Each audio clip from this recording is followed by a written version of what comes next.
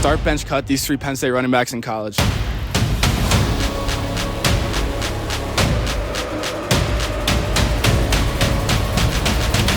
you tell me who Penn State football is playing this weekend? Sorry, what?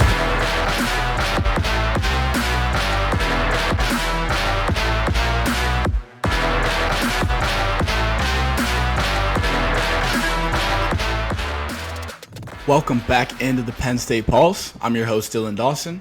Penn State put their most complete performance of the season on the table last Saturday as they dismantled Purdue 49-10. This game was a controlled one from start to finish by the Nittany Lions.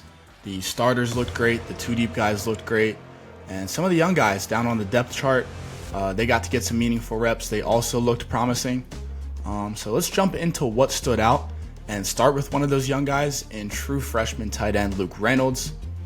Already seeing the comparisons to George Kittle. It's kind of funny to already see that, as I heard that a little bit as his comp coming out of high school. He obviously has a ton of production to take care of until he's at that level, but you can see it in the way he moves. Luke was a 5-star coming out of Cheshire Academy in Connecticut last year.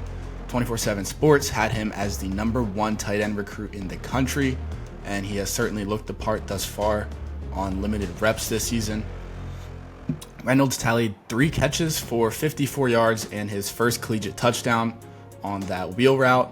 I think he only played in 1 or 2 drives, so that level of efficiency was very impressive to see. Luke Reynolds is about 6'4", 240, and I'm pretty sure he runs in the high 4.5s. So this is the next star tight end to come out of PSU. Other young guys that deserve a mention include safety Dewan Lane, interior lineman Cooper Cousins, who got in there for a little bit, and then running back Corey Smith, who put together a nice little string of runs there towards the end of the game. Next, we saw a nearly perfect game from Drew Allar. Literally, he was 17 of 19, which is an insane 89.5 completion percentage. One of those throws was also a pretty easy drop by Katron. He did miss one throw, which I believe was also to Katron, where he just sailed it over his head. So one true miss on the day in 19 attempts is very impressive. That 17 of 19 translated into 247 yards, 3 touchdowns, and another 0 turnover game for Drew. His efficiency has seen a huge jump when you look at the numbers from last season to this one. His completion percentage is currently at 71.9 on the year, which is up from 59.9 in 2023. His yards per attempt have also seen a big jump, going from 6.8 in 2023 to 9.8 this year. Andy Kotelnicki has unlocked a whole new layer to Drew, and his game against Purdue on Saturday was a perfect example of that. Tyler Warren, of course, he needs his flowers as well. He is now garnering a decent amount of conversation around the Heisman Trophy. On3 actually has Tyler 6th on their Heisman rankings that they released today, which is Monday. So maybe we could see him in New York among the 4 finalists. If 1 or 2 of those guys slip up, maybe Dylan Gabriel slides a little bit. Maybe he sneaks his way into New York. Last Saturday certainly helped his chances. He put up 8 catches for 127 yards and a touchdown, as well as 3 carries on the ground for an additional 63 yards and another touchdown. So that is 190 yards and 2 touchdowns on the day for Mr. Warren, which seems to be becoming the standard for him. Tyler may just go out as the best tight end in Penn State history, and we're at the point now as fans where we just need to appreciate what we're witnessing from number 44. Next up, the Penn State O-line. They put together another very good performance as well. For the 2nd straight game, they gave up 0 sacks. Also gave up 0 tackles for loss last week, but they did allow some against Purdue. PSU also went for 234 yards and 3 touchdowns on the ground on 6.9 yards per carry, and this comes just 1 week after going for 266 yards and 4 touchdowns on 6.7 yards per carry against the Washington Huskies. So this unit appears to be finding their stride just in time for a playoff run. I love what I'm seeing from the big boys up front. All right, another trend I'm seeing forming with this team in regards to its efficiency on 3rd and 4th downs If you watch any of Franklin's pressers, whether they're in season or during the offseason, he's always harping on a few specific things like explosive plays and turnovers, and third down efficiency is one that he frequently mentions. Well, Penn State went 9 of 14 on third down against the Boilermakers, as well as 1 for 1 on their fourth down attempt. I believe that was Tyler Warren going wildcat up the middle. Can't stop it. They also held Purdue to 5 of 14 on their third down conversions. Good to see.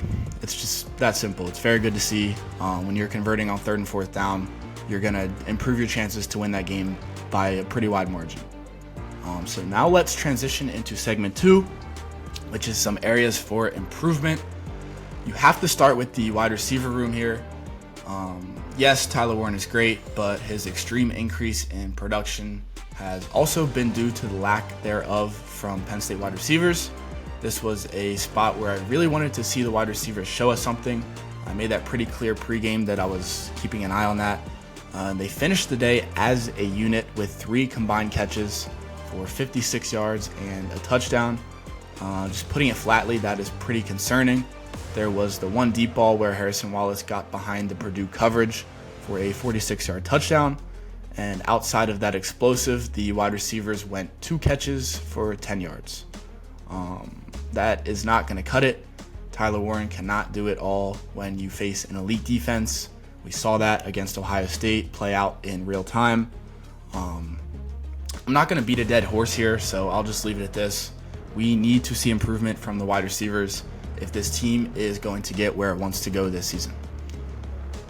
That's really all I have to take away from this game as far as negatives. Like I said before, this was probably the most complete game on the season thus far from the fellas, so that was great to see as a whole. Let's jump into segment 3 next up on the docket.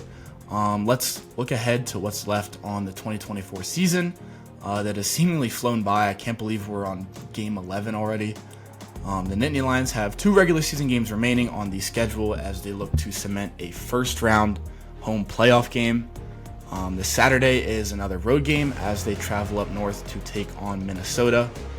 This isn't a walkthrough game by any stretch of the imagination. That's a very talented and physical Minnesota team looking to spoil Penn State's season.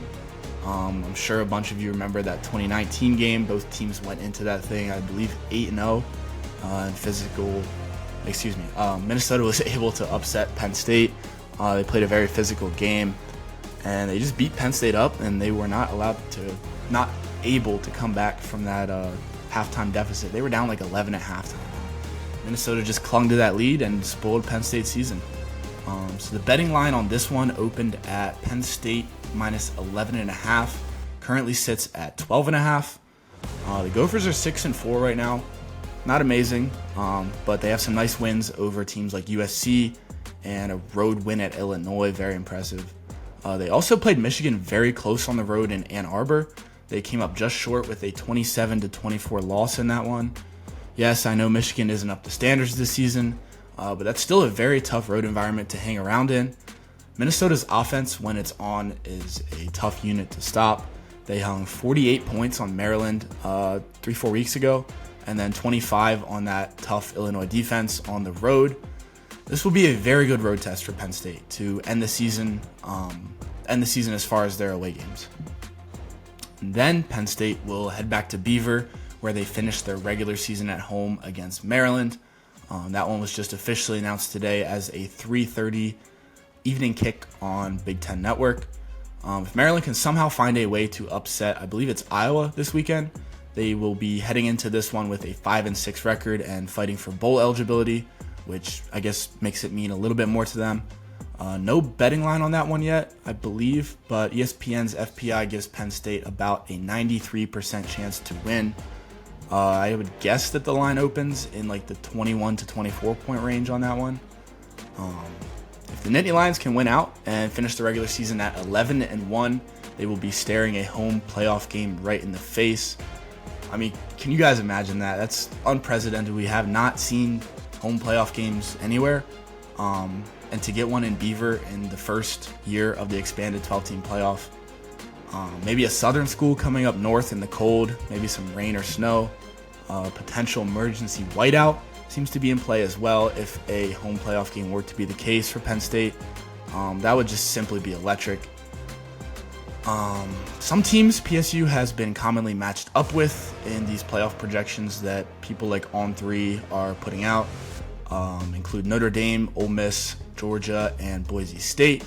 If I'm personally picking from that bunch, give me Notre Dame. That was a pretty big rivalry back in the day from what I've heard from Pops and some other older fans that have been watching Penn State for years. I think that would be a very close game between two very good teams, pretty low scoring, physical. That would just be a very interesting game for me to watch. Boise State, that would be a very interesting matchup, but I think that would be a weird situation to be in as potential double-digit home favorites against a group of 5 school. It's just kind of a lose-lose situation where you win and everyone says, yeah, that was supposed to happen. Or you lose, you get upset by a group of 5 school at home in the playoff. State College would probably get burned down if that were to happen. Georgia would be my second pick personally behind Notre Dame. I think that's a team Penn State can absolutely beat if they play well at home. And it would be an opportunity to beat a team that has been elite in recent years and to change that big game narrative that has been hanging over State College for 4 or 5 years now. I also wouldn't mind a rematch against Ole Miss. That is obviously a blazing hot team right now. They did just beat Georgia a couple weeks ago. But getting them in Beaver with a full team this time wouldn't be the end of the world in my opinion. Let's not forget that all 3 of PSU's All-Americans sat out of that Peach Bowl against the Rebels, and over half of the starters played 1/2 or less of that game.